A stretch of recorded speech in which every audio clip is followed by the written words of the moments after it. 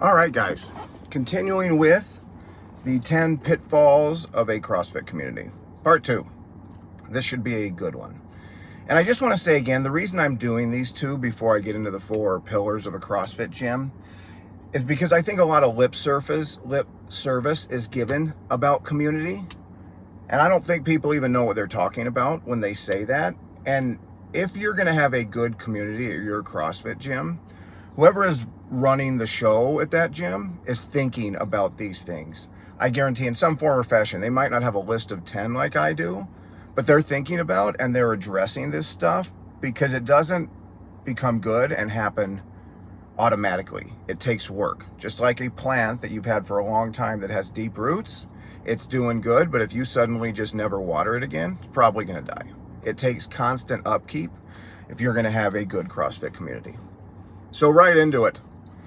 Number 6 in the order I'm going. All right, so we talked about owners or coaches sleeping with members.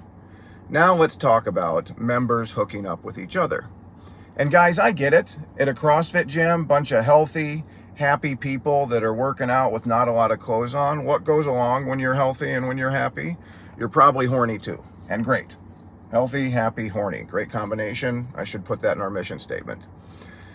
But having said that, let me tell you a story that might help illustrate my point on this. After I graduated high school early, and I worked for 9 months as a welder to make money to go to college.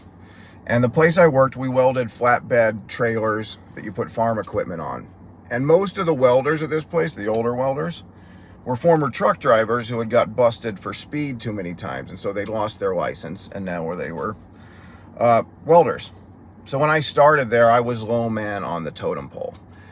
And at first, in the break room, everybody played pinochle in teams of 2. There was games of pinochle, a card game going on, and I just got to stood off to the side. But then eventually someone was sick. Hey, new guy, come on in and get in. And as it turns out, compared to this slice of society, I was pretty good at pinochle. So suddenly my ranking on the pecking order of partners went straight to the top. It was kind of a coming of age moment for me because my status in that room blossomed because suddenly you were winning at pinochle if I was on your team. But one of the words of wisdom these guys imparted to me as I was sitting there playing cards with them is, son, you only regret the ones you didn't do. And I'm here to tell you that this may not be surprising. They were dead wrong on that. That is definitely not true. And anybody who, as you get older and you've slept with a few people, whatever, you give something precious to that person. You give something very personal to that person. We all know that. To pretend we don't, sex is fun. It should be fun.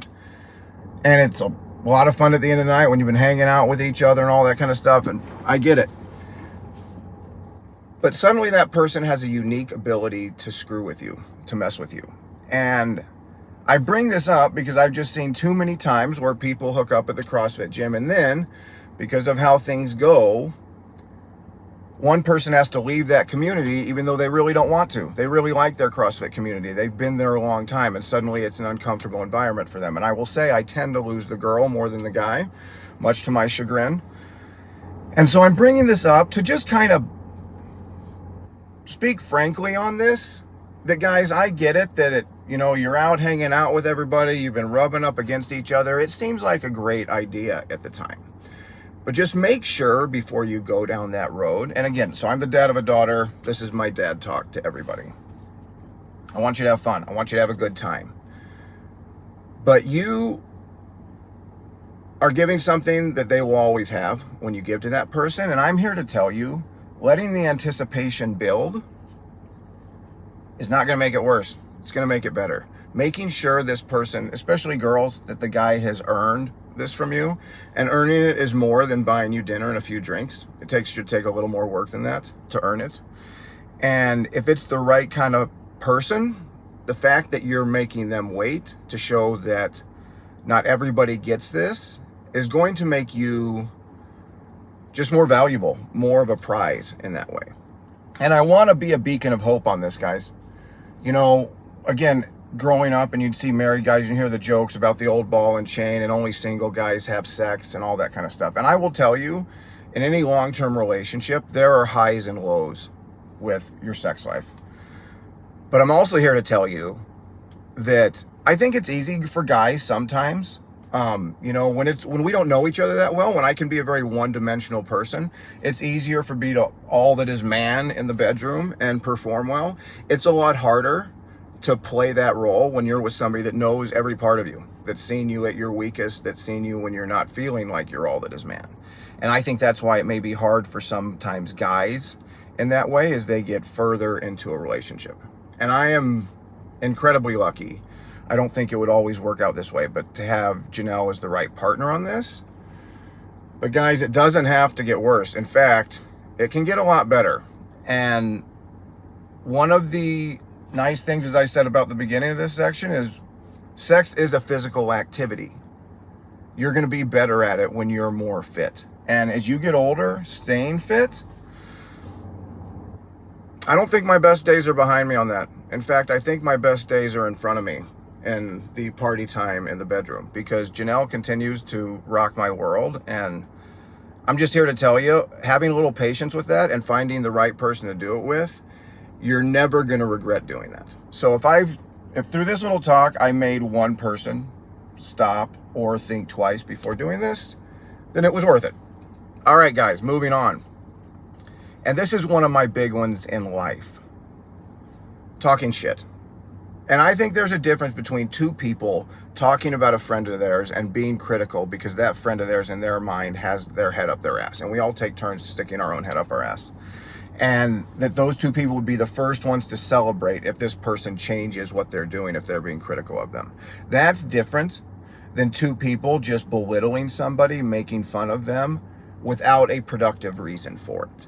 And it's an easy way, I think, for you to bond with somebody else, to suddenly feel closer to them by wailing on this person. You know, we're cool and this person's an idiot over here. It's an easy way to do that, and it's a very false way to do that. And guys, going back to my first point, just like if you just met a girl and she hops into bed with you, you're not special. She's doing that with everybody. If somebody is talking shit to you about somebody else, you're not special there either. They're talking about you too as soon as you're not around. And especially if I see someone that will talk negatively that way about somebody important in their life, their significant other, boyfriend, girlfriend, wife, a close friend, then I know for sure they're doing it about me too. And my wall goes up, and I have to be somewhat guarded around you because I know that is a habitual thing to do. And if you guys ever catch me doing that as you perceive, talking shit about somebody, you have my full permission to kick me in the nuts and embarrass me on it, because I want that to be beneath me. I don't want to be that kind of person. And on the same side, if you see somebody that talks well of other people that are around, that is always finding the positive about them and reinforcing them and being encouraging, that's somebody you can trust and is just the kind of person that's going to have your back. And that is someone you can be open with and honest with, because I think both of those tendencies are habitual. There are people that tend to be shit talkers, and I think you need to be careful around them. And there are those that tend to talk positively about people, and those are going to make good friends. And so I have very low tolerance for this when I see it at the gym. The coaches know this. This is definitely one of my hot button topics. And it's something that I try and nip in the bud if I'm ever aware of it. And I don't want to ever be an easy source for that, or even a passive observer of that kind of thing happening. We need to have each other's back. We may quarrel with each other, but King William District CrossFit, Mex-Fix Southtown is our own little biker gang, and we have each other's back, and that's the kind of community I want to have. All right, so that's number 2. Number 3, or number 7, 6, 7, number 8, whatever, the third one on this one. Rep shaving, cheating, counting wrong, whatever you want to call it. And guys, on this one, this is something that a lot of people I don't think get at first, why it's important when you get into a CrossFit gym. And you guys know, once you're an experienced CrossFitter, this happens at all gyms, it's very easy to tell if someone's counting is consistently off. We know how long movements take based on how quickly you're moving. And if you're moving at a certain pace and suddenly this person is too, and you're gone and they still have 10 more reps to go on whatever you're doing there, we know something's rotten there, something's fishy. And a lot of times people don't care if it's someone in the middle of the pack, unless it's the person that's just above you on the whiteboard. But if you're suddenly rocketing up the whiteboard, and at King William District CrossFit, you guys know this, we push the open. A lot of people do the open. I love the CrossFit open, but suddenly we're counting for each other. And that becomes the great equalizer in a lot of ways. And it comes due at that point. And if you're always at the top of the leaderboard or up here, and suddenly in the open, you're right kind of where we think you are with your numbers, people are going to judge you on that. And guys, don't look down your nose too much at other people on this, because we all miscount at times. All of us do. It is hard to do. And I think it takes experience and practice to figure out how you count best. We all have our little habits of how we do it, and it takes a lot of practice. And I think a lot of people, when they're new to CrossFit, they don't realize the significance of it. All right, I did enough reps and that was hard and it's time to move on. The reason this is so important is, guys, I have workout journals going back over 30 years. Shows how long I've been doing this. And this is why I press for you guys to put your workouts into Wodify. CrossFit stays hard. In fact, it gets harder because your power output gets better. So people ask me, does it get easier? No, I think all you guys know that have been doing this for a long time. It gets harder. The best way to see how I'm getting better is to reference back when we repeat workouts and, oh man, that felt really hard again, but I did it 2 minutes faster. So I am getting better. But if the first time you did that workout, you were off by 10 on each movement, then you're going to be way slower. And you're like, I thought I was more fit. What's going on? Well, you are more fit, but you can't tell that accurately because your previous scores weren't accurate. And so that's why, for me, this is a really big deal and something that needs to be paid attention to, because we do measure our workouts. We do measure our fitness. And the only way to measure it is if you have accurate data. And the only way to have accurate data is if you're counting correctly. And ultimately, guys, this is my issue to address in the gym. That if I see it and it's something I think is happening with somebody, I want to make sure till I have really black and white information, like I know exactly how many reps they did, and then I'll address it and bring it up. And those are usually actually really good conversations that go really well, because then people get something they didn't get. It's part of the life cycle of a CrossFitter, is just getting better at this and realizing why that is significant. But when you see it, going back to what I just talked about, talking shit, it's an easy thing to talk shit about somebody. I'm going to ask you, and I'm going to ask everyone at the gym, either bring it to a coach's attention, who will then bring it to my attention, or address it yourself. Like, I know that would be an awkward conversation, but I have no problem if you address it yourself. Or talk to somebody about how, yeah, I used to not be very good at counting and I've gotten better at it. And this is how I do it. This is how I use the chips. I turn every 25 reps, whatever your little trick is. Because a lot of times I think it's just an honest mistake on someone's part. They don't get what they're doing, because I've had those conversations and I know they usually go well. So don't use this as a point to look down on someone. Use it as a chance to help someone become a better CrossFitter, because it's something we all will work on for our whole life as someone who does CrossFit. All right, the next one, and I think it plays into that one. And guys, it's coaches or gyms that allow bad range of motion, bad form, whatever you want to call it, lazy coaching. Guys, again, Murph is coming up, and Murph has been my punching bag lately. But one of my issues with Murph, again, too, is people come in to be tourists to CrossFit, and they're like, oh, I'm going to do Murph. It's really hard. And one, they're doing these reps, and they end up being way off on their counting. So they only do 75 pull-ups. They only do 150 push-ups. They only do 250 squats. And on their push-ups, they're 4 inches above the ground. When they're doing the push-up, they're an inch above parallel on the squats. And we all know that is a completely different workout then. You think you did something hard. I'm going to say it wasn't that hard because of your lackadaisical form and because a coach allowed that lackadaisical form. And some people, when they come to this gym, they think we're being mean or it's somewhat jarring. Well, I've always done it that way. Well, you're not low enough. It's not a gray area. You know, on a wall ball, you're not below parallel, or the ball wasn't over the line. This isn't something we can debate. It either is or it isn't happening. And again, if you've ever looked down at someone for miscounting, but your form on everything isn't perfect, you need to just be a little careful about how much you judge them, because they are both two sides to the same coin. And this is the battle. This is the tightrope we walk. I was talking to Coach John about this just the other day. The line between effort and standards. And it is something we will never get perfect, but something we're always trying to get better at. Do I want you to go hard, or do I want you to have perfect form? Yes, I want both. Do I want you to be at the right place, or do I want you to be on time? Yes, I want both.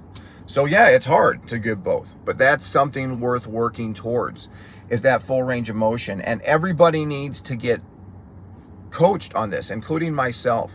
And so when we're coaching you on good form, and when you see that, we're not being mean. We're trying to get you a better quality workout. And I think all of these things get misconstrued, and there's emphasis to do them wrong because of the competitive side of CrossFit, the sport of CrossFit, because people in their head are thinking they're, in that world, or I might sometime go there. And that's why I don't emphasize the competitive side of CrossFit as much at King William District CrossFit. It's a great thing to do. I love events. We just had a bunch of people do them, and I think they're great. I've done a lot of competitions myself. I love the open, as I just mentioned. But the point is to get a good quality workout. That is what we're doing. We are not racing anybody other than ourselves, and we're trying to get better with our form and better with our effort. We're trying to push harder while not shortchanging the range of motion. So when we're coaching you on this, this is the only way to truly get better at exercising, at doing what we do, is getting better with your form.